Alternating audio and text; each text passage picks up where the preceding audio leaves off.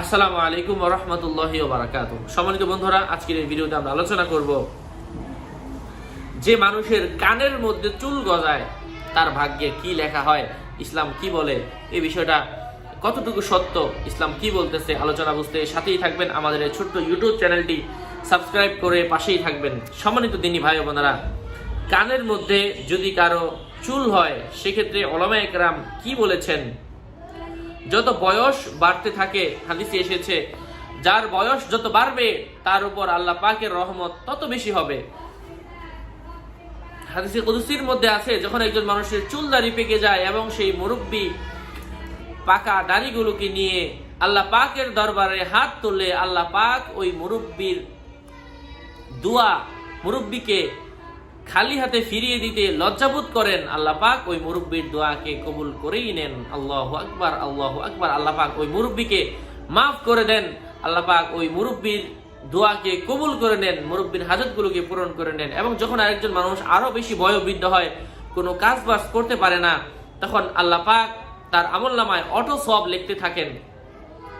এবং যখন একজন মানুষ যৌবন বয়সে কোনো ইবাদত করত, বয়স হয়ে যাওয়ার পরে কোনো ইবাদত করতে পারে না, আল্লাহ পাক ফেরেশতাদেরকে বলেন, হে ফেরেশতা, এই ব্যক্তি যৌবন বয়সে যেই কোরআনে পাক তেলাওয়াত করত, যেই দান করত, যেই সদকা করত, এই প্রত্যেকটা যেহেতু সে তার বয়সের কারণে সে করতে পারছে না, তুমি তার আমলনামায় এই সওয়াবগুলো লিখতে থাকো, লিখতে থাকো। আল্লাহু আকবার। আল্লাহ পাকের দেখেন, যার বয়স যত বাড়ে আল্লাহ পাকের রহমত তার উপর তত বাড়তে থাকে। একজন মানুষ যখন প্রাপ্তবয়স্ক হয় এবং তার বয়স খুব বাড়তে থাকে, তখনই একটা পর্যায়ে কোনো কোনো মানুষের দেখা যায় কানের মধ্যেও চুল হয়ে গেছে।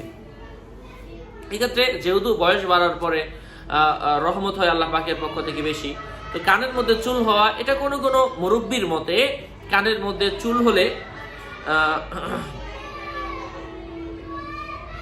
তার উপর আল্লাহ পাকের রহমত হয়, আল্লাহ পাকের বরকত হয়। কোনো কোনো মুরব্বী বলেন, যখন কানের মধ্যে চুল হবে তার কোনো কিছুর অভাব হবে না। অর্থাৎ একজন মানুষের চুল প্রাপ্তবয়স্ক হওয়ার পরে হয় এবং এটা হওয়ার কারণে আল্লাহ পাকের পক্ষ থেকে তার উপর এক ধরনের রহমত হয়, বরকত হয়। আল্লাহ পাক আমাদেরকে বোঝার তৌফিক দান করেন। তবে এই কথাটা কোরআনের কোথাও নাই, হাদিসের কোথাও নাই, এটা কোনো কোনো মুরব্বীর কথা। হ্যাঁ, বাস্তবেও এমন অনেকের ক্ষেত্রে দেখা গিয়েছে। আর যেহেতু হাদিসের সাথে একটু একটু মিল পাওয়া যাচ্ছে, এই জন্য কোনো কোনো ফুকাহা একরাম এবং উলামায়ে একরাম বলেছেন হ্যাঁ, এটা বলা যেতে পারে। আল্লাহ পাক আমাদেরকে বোঝার তৌফিক দান করেন। আসসালামু আলাইকুম ওয়া রাহমাতুল্লাহি ওয়া বারাকাতুহু।